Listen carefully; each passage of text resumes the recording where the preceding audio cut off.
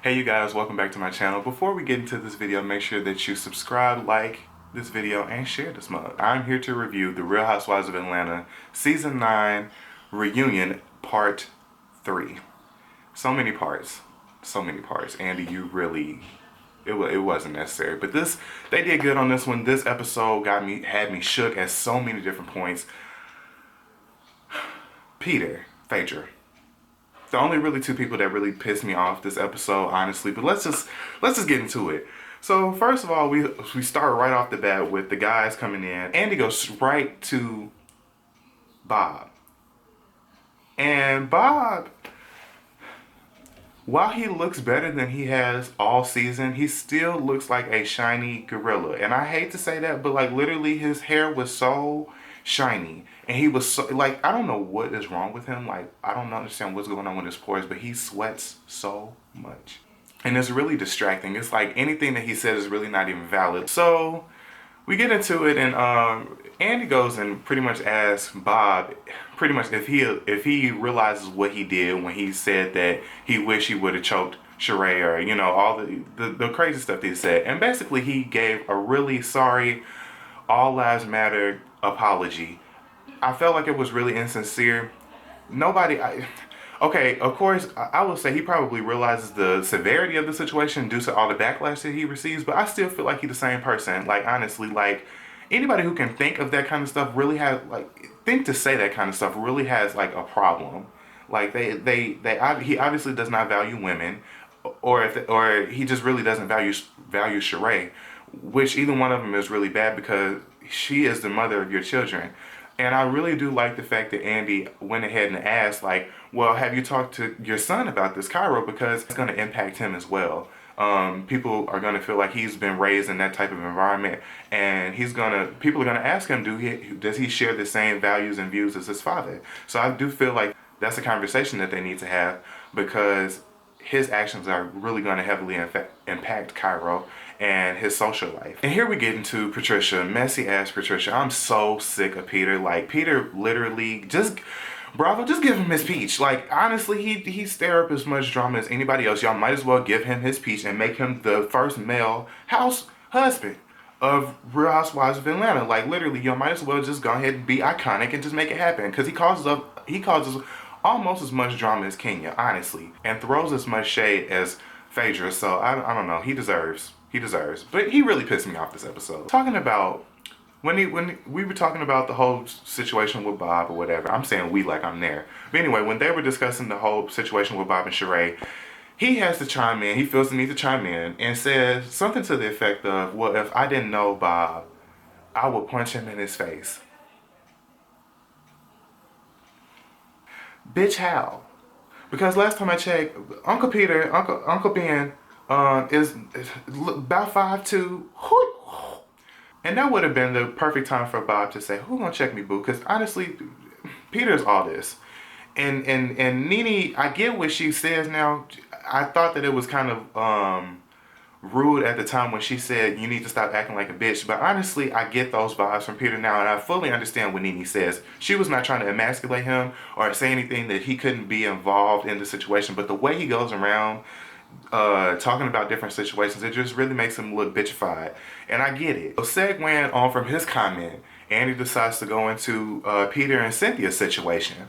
I am really glad to see that Peter is keeping up with Noelle.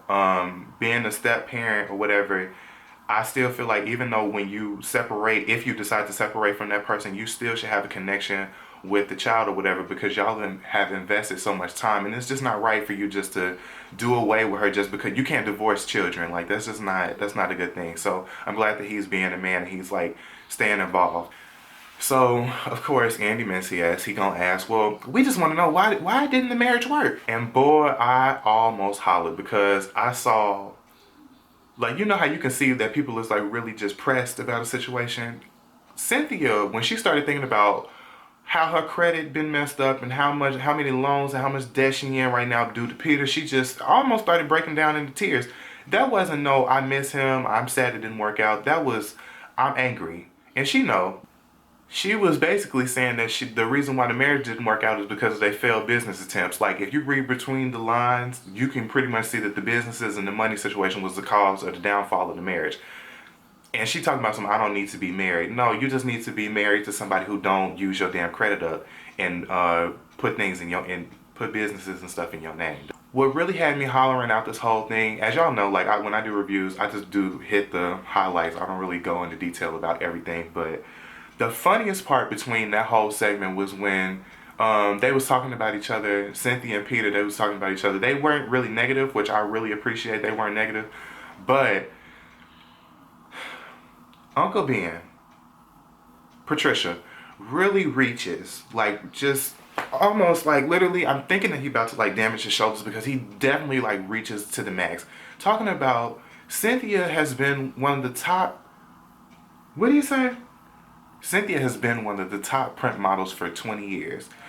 And I'm like, yeah, I'm seeing Cynthia modeling a few little Ebony magazines or whatever. You know, the what's those magazines that the church ladies order they little hats and stuff from, the little church outfits from. I've seen her modeling a few of those because, you know, I be around the Christians and I see it on their dinner table that she be modeling. But top, Vogue, Vogue, I'm thinking about all these other high fashion. I'm sorry. No, no. And going back to Peter and Cynthia and the failed businesses, I really don't think that she really can blame Peter for all that stuff when she got failing businesses herself. Like, if you really think about it, pretty much for the last 3 seasons, it's been something new. So, like, you got the sunglasses, you had the sunglass eyewear line that failed, and then you had this little raggedy ass backpack collection. Somebody really, and I remember them clearly when they were talking about some, she had them Dora the Explorer backpacks. They had me out here like hollering because that's exactly what they look like. Who is selling designer backpacks? Who? And I thank you. So we get into Candy. And so once again, I'm really happy that these raggedy ass men are stepping up to the plate and taking care of their responsibilities. And so they get into Block and Andy asks Candy how's the relationship between him and Riley going, and she says that, you know, Block is really stepping up to the plate and really being consistent, and you know everything is just wonderful. And I also, you know, and I'm glad that Ty as a stepfather is able to realize that, you know, hey, he's trying. I was really trying to watch out for Ty, and I was hoping that he wasn't finna give Block too much because at the same time you was missing out in Kayla's life, so. You can't say too much now. I know the circumstances might be a little bit different, but you was kind of an absentee father too, so don't give him too much. Don't do it. And you know, right now they just kind of really just juggling through topics or whatever. So Andy asked, you know, I don't know how they got onto the topic of it, but somehow they asked Portia. They asked Portia why was Todd not there, and I just want to know why is Peter so pressed? Why is Peter so pressed? Because, you know, he interrupted her and oh, he should be here and blah blah blah blah blah. What do he want from what does Todd have to give him? What does he need from Todd? What does he need from Todd? And I mean, I'm telling you, like, something is wrong with Peter. I think he was drunk or high or whatever because he was just so, and I don't like this, especially, I know this is kind of sexist, but especially from guys. I don't care if it don't have to be about how masculine or how feminine you are. I just don't really like when people get aggressive with each other, period. Especially for guys, and I might be a little bit biased on that, but that's just my opinion. It just seemed like he was just really just I don't know, like he had something just deep down inside him because he was just cutting people off. And then Phaedra, when they were asking her about why she didn't want Portia to have a baby with Todd without being married, she said, well, she wanted her to have the whole package. And here come Press Patricia, well, do you have the whole package now? Do you have the whole package now? Like, nigga, you know what she meant. Like, obviously, she said that she wants, like, the children to have, like, a home. I mean, of course, Phaedra is old-fashioned, blah, blah, blah. I don't really think that she meant anything negative by that. Of course, we know in the 21st century, you don't have to have both parents in the household for a child to come out fine. I mean, look at me, you know. Look at me. You don't need both parents in the household. And I turned out fine, I think. Maybe not. once you bring, because once they brought Shamia out, you knew the shit was about to go down, and I just feel like this is where just everybody just started putting on their messy pants, and it, it just really made it was. I'm like Portia, just this dynamic is just I don't know how to feel about it, and I'm just feeling really emotional. Like that's I really felt like kind of tense because I'm like, wow, there's a lot of drama, a lot of shade going on, and Kenya I really hate Kenya because this episode had nothing to do pretty much with Kenya, but yet she was just like in the mix. She was pretty much just like Peter, just in the mix of all these conversations that had nothing to do with her. Um, I will say Kenya, as much as I dislike Kenya, Kenya had me so weak at so many different points because she's just so petty and like she really does provoke people. Like she really just be pushing buttons and like just interjecting where she is really not even needed. The funniest part though to me was when Portia was trying to apologize to Shamia for her wrongdoings in their friendship or whatever. And I'm gonna get onto that apology. But anyway, Kenya would not even let that girl finish. Like she just kept like interrupting her, and then finally, she knew what she was doing, and then finally, because I would get mad too if somebody kept interrupting me while I'm not even talking to them. So finally, Portia popped off, and then Kenya goes right back to the anger management isn't working, blah blah blah. See, she gonna meet somebody that's really gonna beat her ass. Like I really do feel like Portia was like Portia's little dragging her on the ground and stuff like that was obviously not a big enough wake up call. And somebody really needs to just mollywop the shit out of her. Like, honestly, because I'm tired of her talking shit and her not being able to back it up because she feels safe by security and Bravo and Andy and everything like that. Kenya need her damn ass beat. And I promise you that will end all of this petty bickering and all that kind of stuff like that because honestly, I feel like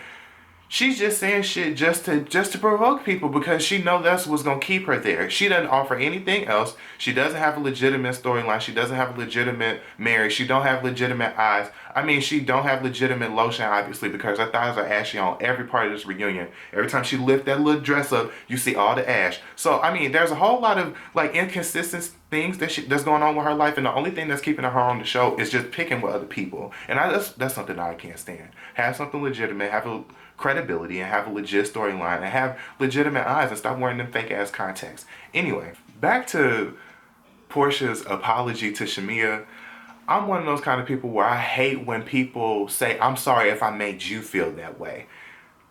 It's another thing to say, that wasn't my intention, but saying that you're sorry that somebody else feels that way is not an apology because it's just not an apology because it's not really taking really responsibility for anything that you've done. So again, that was a half-ass apology to me. I really don't feel like Portia really even cared about their friendship for real, because of her siding with Phaedra so much, opposed to Shamia, where she's known longer and been around longer. I just feel like if you was really gonna play the neutral role, then you should have played the neutral role and just, I don't know, just kind of like stayed out of it. But she did kind of defend Phaedra a lot, and then kind of like let Phaedra attack Shamia while she was there in front of her. And so of course now we get down into the lesbian gate.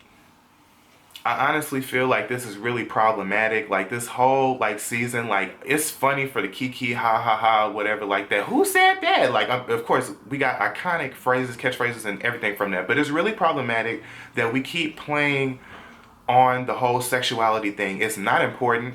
Nobody really cares. Like it's not that big of a deal. Like Candy said, like she has said that before that she has, you know, at least in the past wanted to experiment with females. It's out there, whatever, and people know. So I just feel like it's just really it's old. The whole gay situation, the whole LGBTQ community, like they're really using that as a crutch to carry this show. I mean, even from the beginning seasons, like Miss Lawrence, Derek J, fucking Brandon, um, fucking Dwight, and even Cordell, like using all these gay elements and LGBT community bashing, like all that bashing and stuff like that. That has really been a crutch for this show, and I'm tired of it. Honestly, I feel like there's enough drama within this whole thing for that not to be like the focal point of it all. I hate to make it like to be so like picky, but I just feel like it's not necessary, and it's old. It's tired. Like, bring us something else. Like, I mean, okay, that was cute for a while. It was funny, but I'm needing more. I'm needing more. Phaedra really played her way out of taking the blame for calling Candy a lesbian, or or whatever you want to say.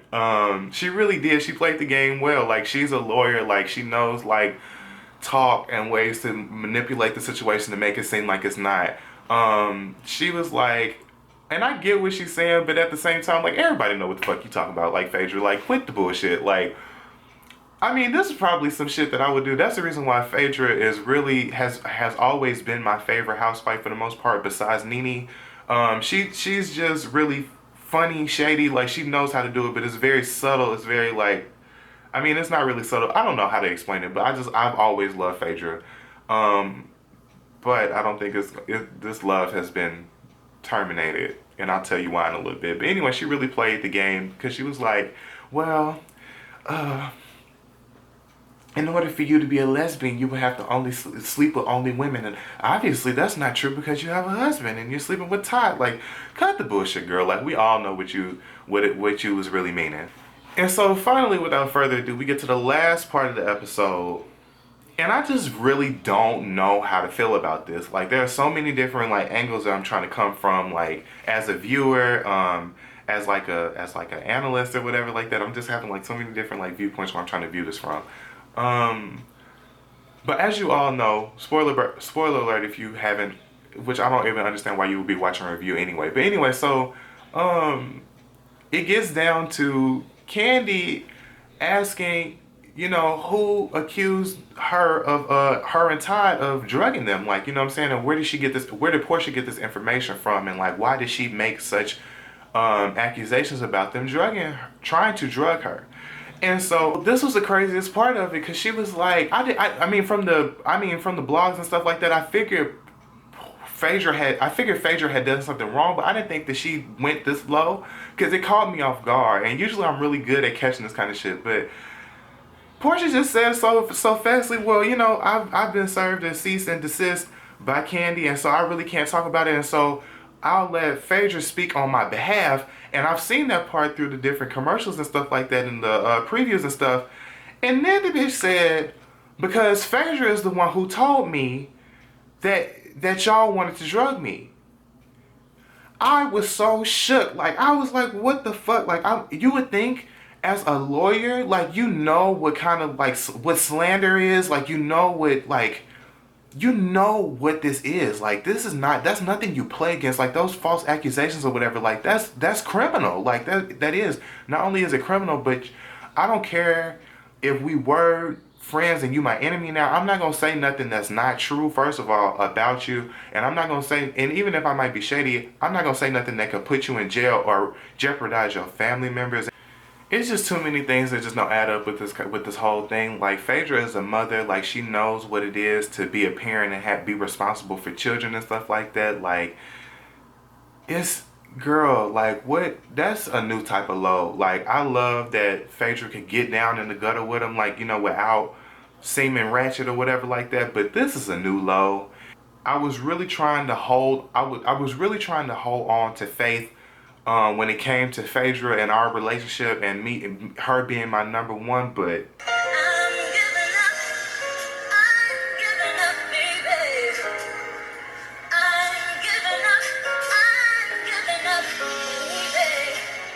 I'm giving the fuck up on Phaedra. Phaedra, unless you redeem yourself in this new episode, in the last episode, I'm done. Like, honestly, you deserve whatever's coming to you. If you really lied, just straight out, not no regular lie, but this is a new type of lie. Not saying you got a sex dungeon or whatever, but saying that somebody tried to drug somebody and rape them, that's a new low. And you deserve whatever's coming to you, honestly. Like, no hard feelings, but you just don't do no shit like that. And you're a fucking lawyer. Like, you know the law. Like, this is a new type of low. This is a new type of low. This is what I'm talking about. Like, the funniest part to me was the face that Phaedra made when Portia released the tea. Like, she was like... And so my whole thing about that is, like, girl... in my fucking Daniva voice, is it me? Or is it just funny that that Portia done held onto this shit for the entire season? Like, girl, you knew that it was Phaedra, and the way that you just kind of just if that was your friend, the way you just threw her under the bus so willingly, like as soon as the tension got hot, like to me, I don't understand why you faked like our friendship was really that cool, or just hugging with her and shit like that on the couch when you knew you was about to expose her ass and make her look like a damn like a fool. I guess you held that card in your hand for the last minute because as soon as you saw that the heat was getting on your ass when Candy was really checking that ass about you lying or making false accusations, you just threw her right under the bus. I don't get that. Something ain't adding up to me with that whole situation. I don't know if I'm looking too far into it or whatever, but I don't understand. Anyway, that was my review for Real Housewives of Atlanta season 9 reunion part 3. I hope y'all like this video. Make sure y'all like, comment, and subscribe. Like if y'all have not subscribe. Like your boy is about to really get it when it comes to these reviews. I'm about to get back on the ball. And so I will see y'all later. Make sure y'all comment. Tell me what y'all think about this whole Phaedra situation. Like please let me know.